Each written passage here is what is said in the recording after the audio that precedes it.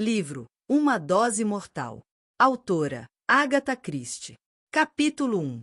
O humor do Dr. Morley não estava dos melhores na hora do café.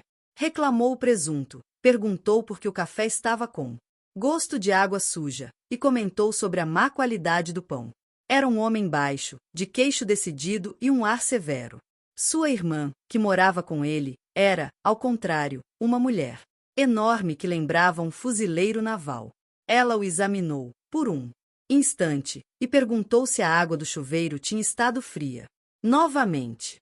A contragosto, Dr. Morley respondeu que não. Em seguida, olhou o jornal e comentou que o governo, aparentemente, estava passando do natural estado de incompetência para um completo grau de cretinice. A senhorita Morley, com sua voz de baixo profundo, concordou com o irmão, e como era uma mulher simples, que não entendia nada de política, pediu ao irmão que lhe explicasse por que a atual política do governo era incompetente, idiota, imbecil e abertamente suicida. Depois que o Dr. Morley respondeu à pergunta da irmã, tomou outra xícara do odioso café e desabafou a verdadeira razão do seu mau humor. Essas meninas são todas iguais, disse. Irresponsáveis, egoístas, não se pode contar com elas para nada. Gladys, arriscou a senhorita Morley.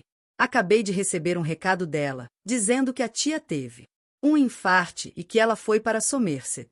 Um verdadeiro transtorno, meu querido, mas não foi propriamente culpa dela.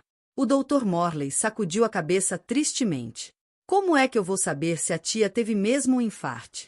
Quem me garante que a Gladys não esteja mancomunada com aquele sem vergonha que ela namora? Talvez até tenham ido à praia. Isso não, meu querido. Você mesmo sempre diz que ela é muito responsável. Lá isso é. Uma moça correta, trabalhadora como Gladys, não faria uma coisa dessas.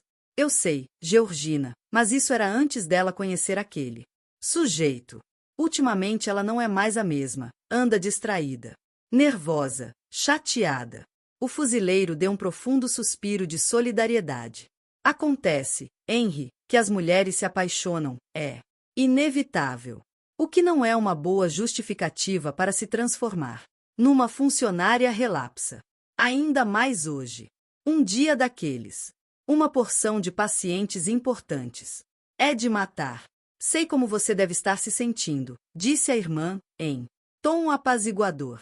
E o novo atendente, como está se saindo? Mau humor do dentista pareceu aumentar. É o pior que já tive. Não consegue guardar os nomes dos clientes e tem a educação de um carvoeiro. Se não melhorar, vou despedi-lo e arranjar outro. Não sei para que servem nossas escolas, hoje em dia. Acho que para formarem idiotas, em série, que não entendem nada do que se lhes diz, incapazes até de anotarem um recado. Dr. Morley olhou para o relógio. Já está na hora. Uma manhã cheia e ainda tenho que encaixar a Sainz-Burseale no intervalo, pois está com dor de dentes. Sugere que fosse ao Haley, mas ela se recusou.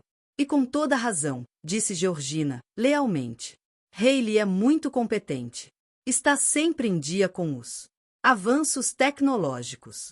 As mãos dele tremem, disse a senhorita Morley. Para mim, acho que ele bebe. Morley riu, feliz. Seu bom humor estava restabelecido. À 1h30 eu subo para comer um sanduíche. No Hotel Savoy, o Sr. Amberiotis palitava os dentes. Satisfeito da vida. Tudo ia às mil maravilhas. A sorte lhe sorria. Novamente, apenas algumas palavras amáveis àquela mulher. Imbecil e os lucros exorbitantes não tardariam em vir. Ele sempre fora um homem bom e generoso. Visões de benevolência flutuavam diante dos seus olhos. O pequeno Dmitri, o bom Constantopoulos, lutando para manter seu pequeno restaurante, enfim, que grande surpresa para eles. O palito tocou inadvertidamente num dos dentes e o Sr. Amberiotis prendeu a respiração. As visões róseas do futuro se apagaram e deram lugar às apreensões do presente imediato. Sua língua explorou com carinho e cuidado o dente sensível. Amberiotis folheou o caderno. de apontamentos. Meio-dia, Dr. Morley, Rua Rainha Charlotte 58. Em seguida, tentou recapturar a alegria recém-perdida, mas, em vão. Seu horizonte tinha se transformado em 6 palavras. Meio-dia, Rua Rainha Charlotte 58. O café da manhã, no Hotel Glengovre Court, estava chegando ao fim, e os hóspedes estavam se dirigindo para o saguão. A senhorita Sainz-Burseal estava sentada, ao lado da senhora Bolito. Durante as refeições as duas ocupavam mesas adjacentes. E, desde a chegada da senhorita Sainz-Burseal, há uma semana atrás, tinham se tornado amigas. Quer saber de uma coisa? Disse a senhorita Sainz-Burseal. Parou de doer. Não sinto mais nada. Acho que vou telefonar.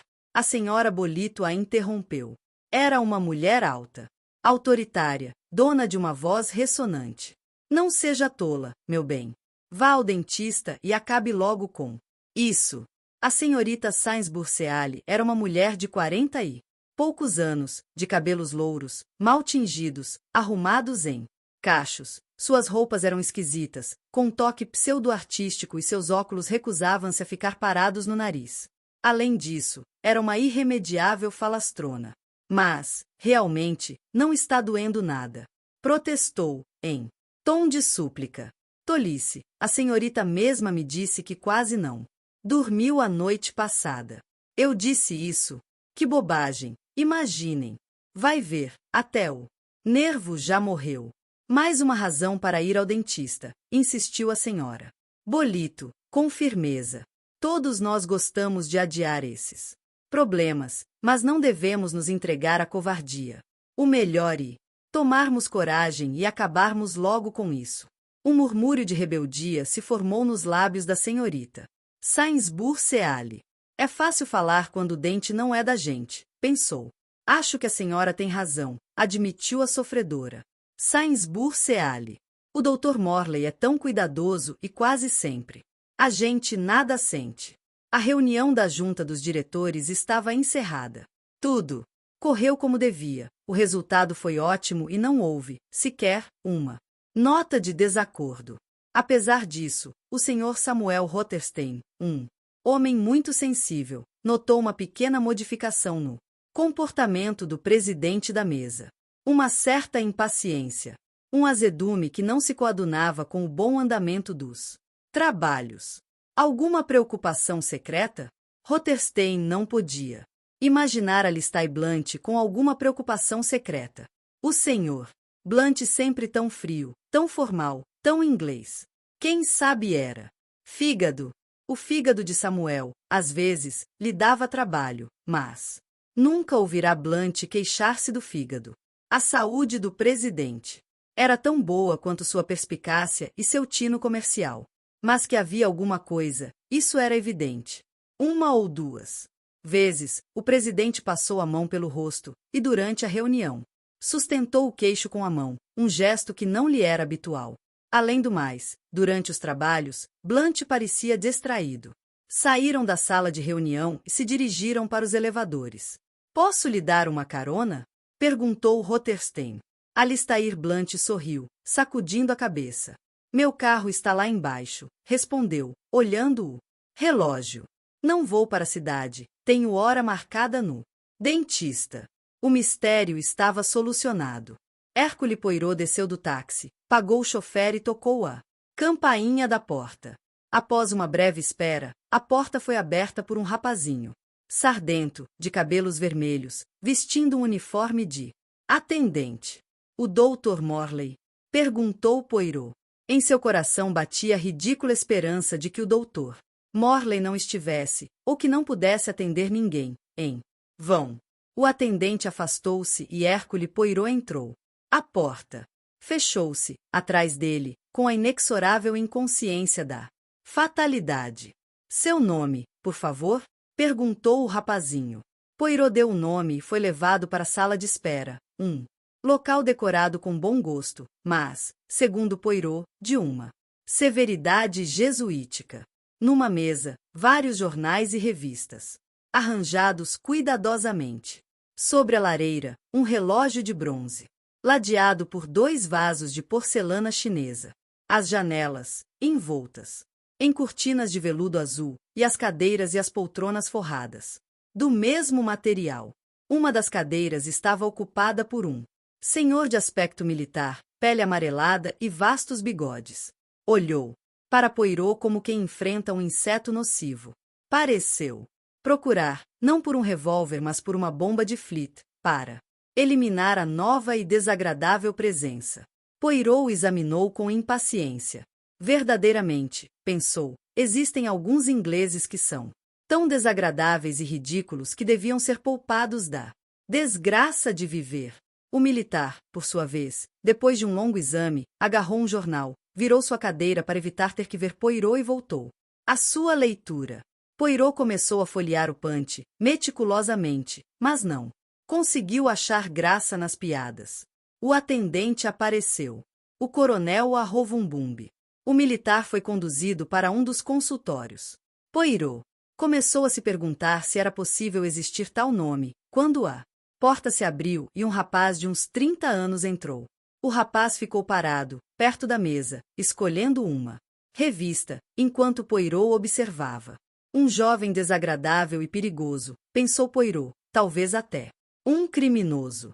De qualquer maneira, parecia mais um assassino do que aqueles que Hercule Poirot havia prendido durante sua longa carreira criminal. A porta se abriu novamente e o atendente apareceu. Senhor Peire. Poirot levantou-se, entendendo perfeitamente que o nome mal enunciado devia ser o seu. O atendente o conduziu ao elevador e juntos subiram até o 2º andar. Passaram, em seguida, por um corredor e chegaram até uma porta. O atendente bateu 2 vezes, abriu a porta e, fazendo um gesto, convidou Poirot a entrar. Poirot penetrou no consultório, ouvindo um barulho de água corrente. Olhou para o fundo da sala e viu o Dr. Morley, lavando as mãos, na pia. Mesmo na vida dos grandes homens ocorrem situações humilhantes. É sabido que nenhum homem é um herói diante do seu criado de quarto, e muito menos, deve-se acrescentar, diante do seu dentista. Hercule Poirot sentia-se morbidamente consciente disso. Sempre fora um homem acostumado a ter uma boa impressão de si mesmo. Afinal, ele era, realmente, superior à maioria dos homens em muitas coisas. Naquele momento, porém, sentia-se incapaz de qualquer sentimento de superioridade. Era um mortal, como qualquer outro, apavorado diante da cadeira do dentista. Dr. Morley tinha terminado de lavar as mãos. Dirigiu-se a Hercule com sua habitual cordialidade profissional. Será que este tom afável conseguiria diminuir a angústia do momento? Dr. Morley levou a vítima gentilmente para o lugar temido, a cadeira. Acomodou, com destreza, o encosto para a cabeça. Enquanto Hercule, depois de um suspiro, sentou-se, entregando-se às pesquisas profissionais do dentista. Pronto, disse Morley, num horripilante tom de alegria. Está bem cômodo. Poirot concordou, num tom sepulcral. A mesinha de instrumentos foi colocada diante de Poirot. Dentista apanhou o espelhinho e um odioso instrumento pontiagudo e iniciou a investigação. Hercule limitou-se a agarrar os braços da cadeira, fechar os olhos e abrir a boca. Está sentindo alguma dor? De forma incoerente, dada a dificuldade em formar as consoantes, com a boca aberta, Poirot fez o dentista entender que não havia nada de anormal. Era apenas a visita semestral determinada pelo bom senso e pela higiene. Poderia ocorrer que Morley não encontrasse nada de anormal. Que ele, talvez, deixasse escapar o penúltimo dente, da arcada superior, o mesmo que ultimamente vinha lhe dando umas pequenas pontadas. Por descuido, qualquer coisa poderia acontecer, mas intimamente, Poirot sabia que não podia contar com isso. Afinal, o Dr. Morley era um ótimo dentista. A pesquisa estendeu-se vagarosamente, dente por dente, e, enquanto o dentista ia cutucando e batendo, fazia pequenos comentários. Esta obturação está um pouco gasta, mas ainda dá. As gengivas estão em bom estado. Uma pequena parada diante de um dente suspeito, um calafrio da vítima, mas, não, apenas um falso alarme. Dr. Morley Passou para o outro lado. Examinou o primeiro, o segundo, e ia. Para o terceiro. Não, o cão de fila, pensou Hércules, viu o coelho. Temos uma coisinha aqui. Não está doendo? Muito me surpreende, comentou, continuando a pesquisa. Finalmente, Morley deu a busca por encerrada. Nada demais. Umas obturações gastas e uma cárie no molar superior. Vamos fazer tudo isto hoje de manhã. Ligou o motor, instalou a agulha e sorriu para Poirot. Me avise quando estiver doendo. Não havia necessidade. Assim que a broca atingia um ponto nevrálgico, Dr. Morley parava, enxaguava a boca de Poirot, trocava a agulha e continuava o trabalho. O suplício do motor, no fundo, era mais angústia do que propriamente dor. Encerrada esta etapa, enquanto o dentista preparava a massa, voltaram a conversar. Hoje de manhã, tenho que fazer tudo sozinho, explicou. Morley, minha assistente, Miss Neville, foi chamada, às pressas, por causa de um parente. O senhor está lembrado dela? Poirot mentirosamente disse que sim. Um telegrama por causa de um infarte. Tipo da coisa que só acontece quando a gente está com o dia cheio. Já estou atrasado. O paciente anterior ao senhor chegou atrasado. Tenho que atender uma senhora, no intervalo, pois está com dor de dente. Sempre dou uma folga, entre um paciente e outro, para atender estas contingências, mas, num dia como hoje, só vem me sobrecarregar. Em seguida, Morley começou a encher o buraco do dente. Vou lhe dizer uma coisa interessante, Sr. Poirot. A gente graúda, as pessoas realmente importantes, são sempre pontuais. Nunca se fazem esperar. Veja, por exemplo, o pessoal da nobreza. Que correção! Os banqueiros, a mesma coisa. Hoje de manhã, tem uma visita muito importante, Alistair Blunt. Dr. Morley pronunciou o nome com triunfo. Poirot, impedido de falar pelos rolos de algodão e pelo tubo de prata colocado sob a língua, deu um grunhido de aprovação. Alistair Blunt. Um nome citado diariamente nos jornais. O célebre Alistair Blunt, um homem cujo rosto era quase desconhecido do grande público, que só aparecia citado nas colunas financeiras dos jornais, uma figura pública que não possuía nada de espetacular, era apenas um inglês típico que dirigia a maior firma bancária da Inglaterra, dono de uma imensa fortuna, um homem que dizia sim ou não aos governos, que vivia pacatamente e nunca aparecia nos lugares da moda. Enfim, um homem em cujas mãos estava encerrado o poder supremo. A voz de Morley assumiu um tom reverencial, enquanto trabalhava na obturação. Sempre chega na hora.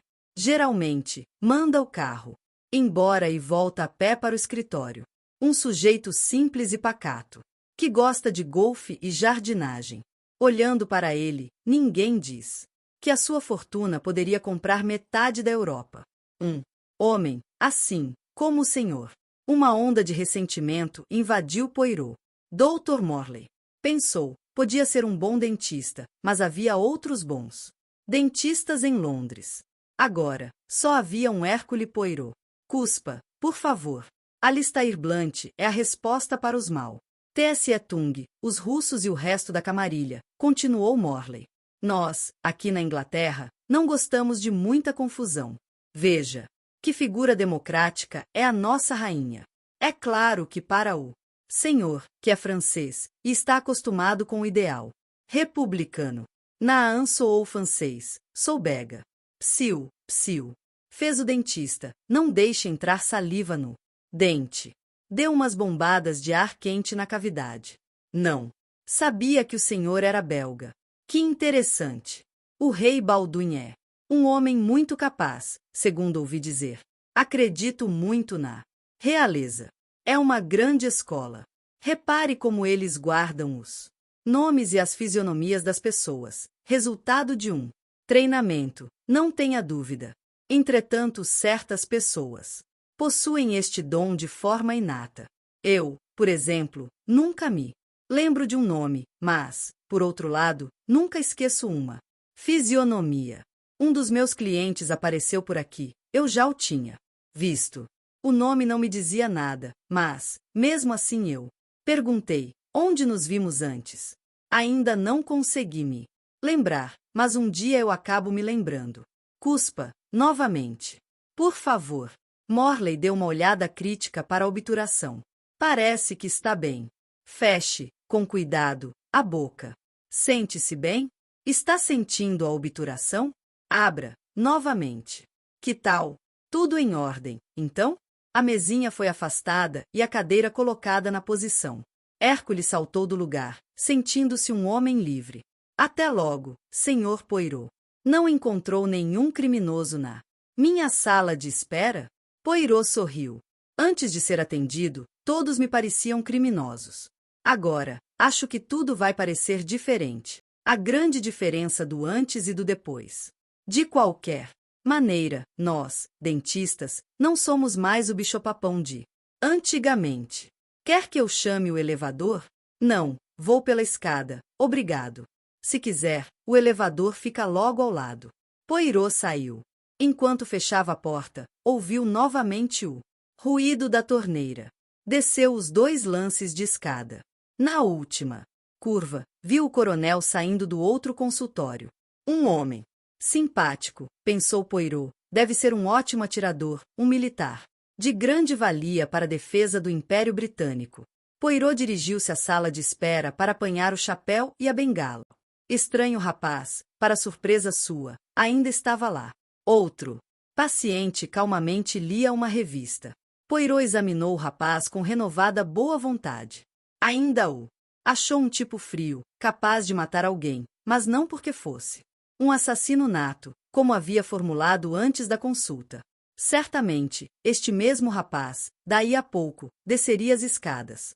Livre da tortura, sorrindo feliz e desejando a todos o bem-estar universal. O atendente entrou. Senhor Blunt, por favor. O paciente, que lia uma revista, levantou-se. Era um homem. De estatura média, de uns 50 e poucos anos, bom corpo. Trajava-se de maneira bastante discreta. Seguiu o atendente. Um dos homens mais ricos e poderosos da Inglaterra, e ainda assim, tinha que ir ao dentista, como todo mundo. Poirot pegou a bengala, o chapéu e dirigiu-se para a porta. Olhou para trás, por um instante, e concluiu, com certa pena, que o jovem assassino deveria estar com uma terrível dor de dentes. No vestíbulo, Poirot parou, diante do espelho, para ajustar os bigodes que estavam ligeiramente desgrenhados. Depois abriu a porta e saiu. Um táxi vinha chegando. Parou. Pela porta de trás, viu, saltando do carro, um pé de mulher. Poirot examinou o pé com interesse, depois o bonito tornozelo numa meia de boa qualidade. Um pé interessante. O único senão, para Poirot, era o sapato de couro, fechado com uma enorme fivela prateada. Hércules sacudiu a cabeça. Nada chique, muito caipira. Pensou. A senhora saltou do táxi, mas na precipitação prendeu o outro pé na porta, arrancando a fivela, que voou para a calçada. Gentilmente, Poirot correu para apanhá-la e devolveu-a à dona, com uma reverência.